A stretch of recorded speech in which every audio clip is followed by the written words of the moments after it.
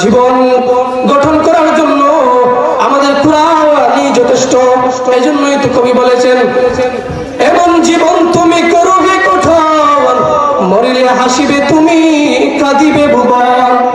এমন জীবন তুমি করবে কঠোর, মরিলে হাসিবে তুমি কাঁদিবে ভুবন। এমন জীবন গঠন করার কথা কবি বলেছেন।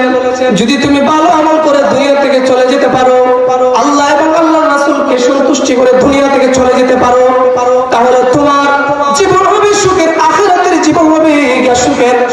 আর দুনিয়ার মানুষ কাঁদিবে ভুবন বলতে কবি বুঝিয়েছেন, দুনিয়ার মানুষ তোমার জন্য কাঁদবে যে এমন আল্লাহওয়ালা, এমন বুজুর্গ, এমন আল্লাহওয়ালা, এমন বুজুর্গ দুনিয়া থেকে চলে গেছেন, ব্যথায়, বুকের ব্যথায়, দরদে কান্না চলে আসবে। এজন্য কবি বলেছেন কাঁদিবে ভুবন। তুমি হাসিবে আখিরাতে জান্নাতে গিয়ে, কাঁদিবে তোমার জন্য ভুবন।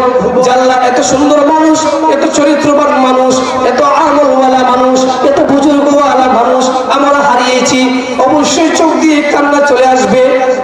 এজন্যই তো কবি বলেছেন কাঁদিবে ভুবন। তাহলে ভাইরা আমার, আমি বলেছিলাম যে আল্লাহ পাক রব্বুল আলামিন আমাদেরকে সময়সীমা দিয়েছেন যে আমরা কতটুকু ইবাদত করব, মৃত্যুর আগ পর্যন্ত ইবাদত করব। তাহলে এখন আমাদের মনে প্রশ্ন জাগতে পারে, আমরা মৃত্যুর আগ পর্যন্ত ইবাদত করব, তাহলে তো বোঝা যায় আমাদের মৃত্যু হবে, ঠিক না বেঠিক? তাহলে বোঝা যায় আমাদের মৃত্যু হবে। আল্লাহ পাক রব্বুল আলামিন সেটার জবাব অন্য আয়াতের মধ্যে দিয়েছেন, কুল্লু নাফসিন যাকাতুল মাউত। প্রত্যেক প্রাণী মৃত্যুর স্বাদ গ্রহণ করিবে, প্রত্যেক প্রাণী মৃত্যুর স্বাদ গ্রহণ করিবে। একদম পাখি থেকে নিয়ে, পশু থেকে নিয়ে, পিপিলা থেকে নিয়ে যত ধরনের প্রাণী আছে তার জীবন আছে, সব জীবনওয়ালা প্রাণী মৃত্যুর স্বাদ গ্রহণ করিবে। এর মানে বোঝা যাচ্ছে আমরা মানুষ জাতি, আমাদেরও জীবন আছে, আমাদেরও প্রাণ আছে, আমাদেরও মৃত্যুবরণ করতে হবে। তাহলে ভাইরা আমার, আমি কোরআন থেকে 4টি আয়াত বলেছি, 4টি আয়াত বলে আল্লাহ পাক রব্বুল আলামিন 4টি জবাব দিয়েছেন। একটিকে অপরটি আয়াতের মধ্যে জবাব দিয়েছেন যে এরকম করলে এরকম হবে, ইবাদত করবে আল্লাহর জন্য, কতদিন করবে ইবাদত? মৃত্যুর আগ পর্যন্ত। মৃত্যু কি বান্দাতর হবে? বলে হবে। বলে দলিল কি? কুল্লু নাফসিন যায়কাতুল মাউত, একটু আগে আমার তেলাওয়াতকৃত আয়াত। আল্লাহ পাক রব্বুল আলামিন আমাদেরকে জবাব সহ সমস্ত আয়াতের অর্থ সহ আমরা একদম বুঝতে পারলাম যে আল্লাহ সৃষ্টি করেছেন ইবাদতের জন্য। যদি আমরা দুনিয়াতে ভালো কাজ করে যেতে পারি, আল্লাহ এবং আল্লাহর রাসূলের তরিকা অনুযায়ী চলে যেতে পারি, তরিকা অনুযায়ী চলে যেতে পারি, তাহলে আমাদের আখিরাতের জীবন হবে সফল, কবরের জীবন হবে সফল, কবরের জীবন হবে আমাদের আরামদায়ক। কবরে আমাদের একদিন যেতেই হবে, কবরে আমাদের একদিন যেতেই হবে। কবর আমাদেরকে প্রতিদিন ডাকে, দুনিয়ার সমস্ত মানুষকে কবর ডাকে।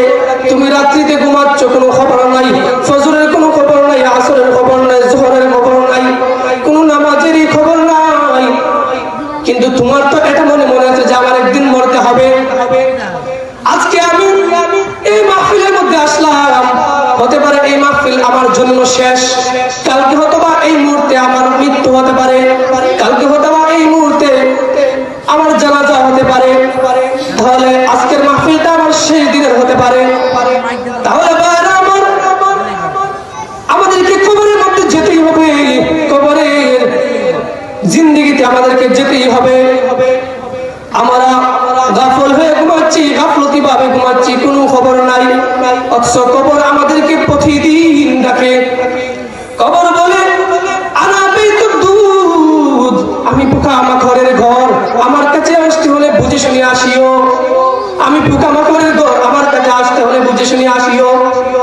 কবর আমাদেরকে বলে আনা বাইতুল গুরবা, আমি একাকী, আমি অন্ধকার ঘর, আমার কাছে আসতে হলে বুঝে শুনে আসিও। আমি অন্ধকার ঘর, আমার কাছে আসতে হলে বুঝে শুনে আসিও। কবর আমাদেরকে বলে আলা বাইতুল ওয়াহদা, আমি একাকিত্বের ঘর, আমার কাছে আসতে হলে বুঝে শুনে আসিও, আমার কাছে আসতে হলে বুঝে শুনে আসিও। কোনো বন্ধু বান্ধব নিয়ে আসতে পারবা না, মা বাবা আত্মীয় স্বজন কাউকে নিয়ে কবরে আসতে পারবা না, ধন সম্পদ নিয়ে কবরে আসতে পারবা না।